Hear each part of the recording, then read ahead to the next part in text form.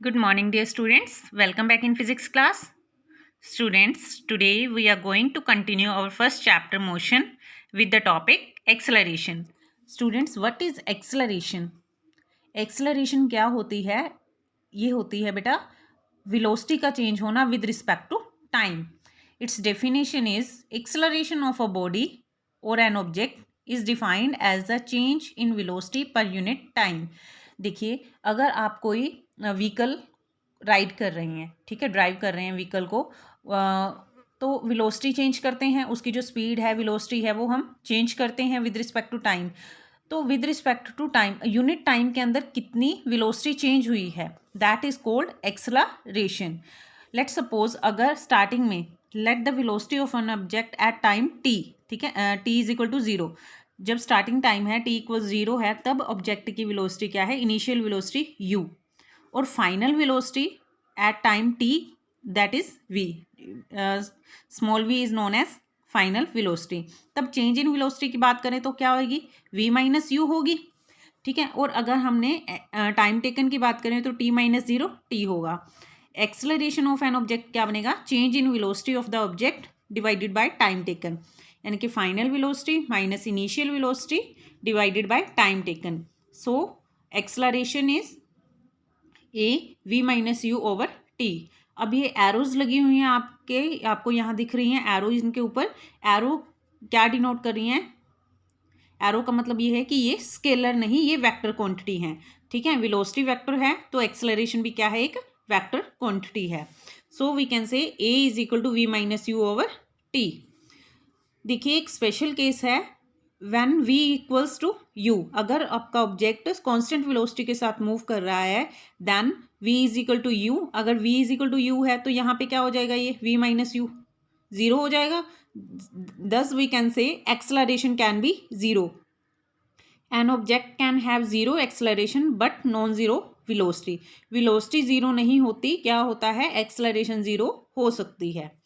N object can have zero acceleration but non zero velocity. अगर velocity आपकी non zero है, उस case में भी एक्सेलरेशन जीरो हो सकती है, अगर वो स्टेडी मूव कर रही है, कांस्टेंट मूव कर रही है, कांस्टेंट वेलोसिटी के साथ मूव कर रहा है ऑब्जेक्ट.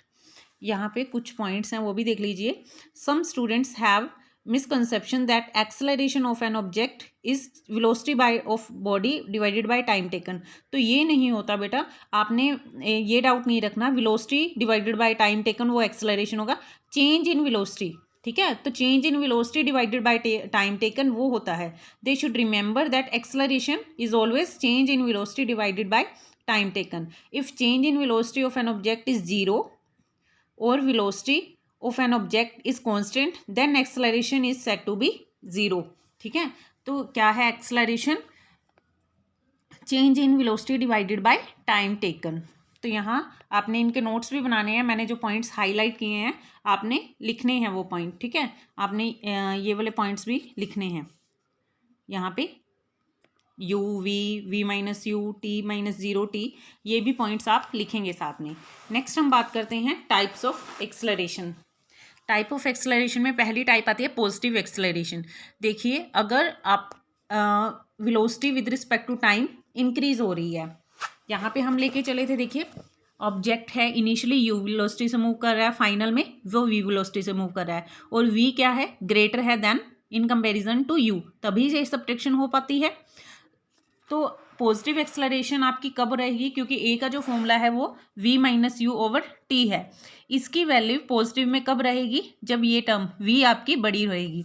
तो if v is greater than u, ठीक है, तो क्या रहती है एक्सेलरेशन, पॉजिटिव. डेफिनेशन देखिए, if the velocity of an object increases with time in the direction of motion of the object, then acceleration of the body is known as positive acceleration. ठीक है, अगर हम स्पीड इंक्रीज कर रहे हैं, velocity increase कर रहे हैं, then acceleration will be positive. और नेगेटिव कब होगी, जब वेलोसिटी डिक्रीज करे with respect to time, when v is smaller than u.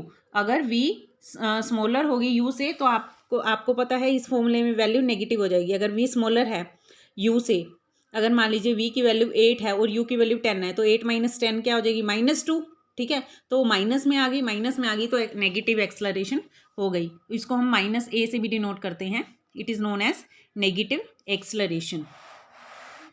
Next देखिए यहाँ पे यूनिट ऑफ एक्सेलरेशन। एक्सेलरेशन क्या है? Change in velocity divided by time taken. तो यूनिट ऑफ एक्सेलरेशन कैसे आएंगे? यूनिट ऑफ वेलोसिटी, क्योंकि चेंज इन वेलोसिटी है तो चाहे v माइनस यू है तो दोनों ही वेलोसिटी, तो वेलोसिटी की यूनिट यानी कि unit of velocity metre per second divided by second. तो क्या हो गया XI unit of acceleration?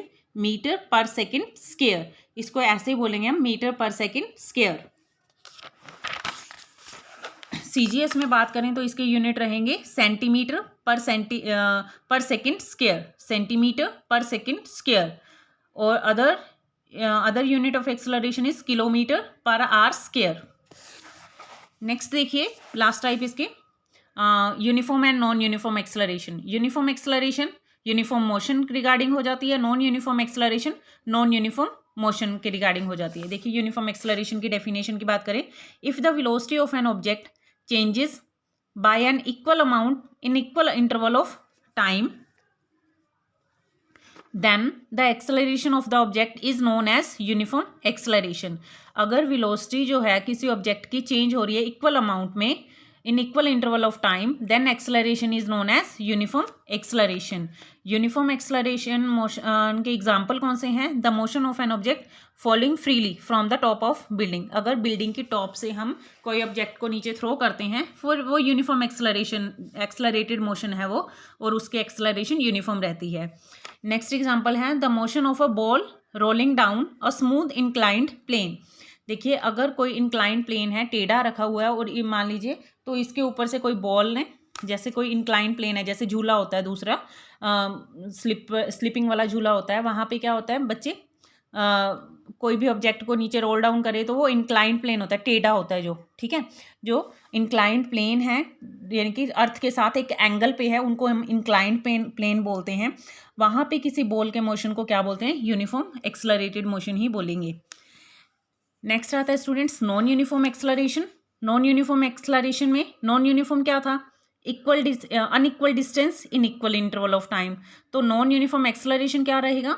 If the velocity of an object changes by an unequal amount. अगर वेलोसिटी अनइक्वल अमाउंट में चेंज करती है in equal interval of time, then acceleration of an object is known as non uniform acceleration. And its example are motion of अ बस leaving or entering the bus stop, the motion of a train leaving or entering the platform, and the motion of a bus on a crowded road। किसी भी crowded area का motion ले लें, वो हम किसी भी ऑब्जेक्ट का ले लें, साइकिल का, बाइसिकल का, बस का, ट्रेन का, तो वो सारे एग्जाम्पल किसके हैं? ये नॉन यूनिफॉर्म एक्सेलरेटेड मोशन के ही हैं। ठीक है स्टूडेंट्स, तो इसके बाद ये जहाँ कुछ क्वेश्चंस हैं रिगार्डिंग एक्सेलरेशन। देखिए अब ये डिफाइन एक्सेलरेशन, तो आप बता सकते हैं acceleration is defined as the change in velocity of a body per unit time. ऐसे इनके यूनिट स्केलर है या वेक्टर।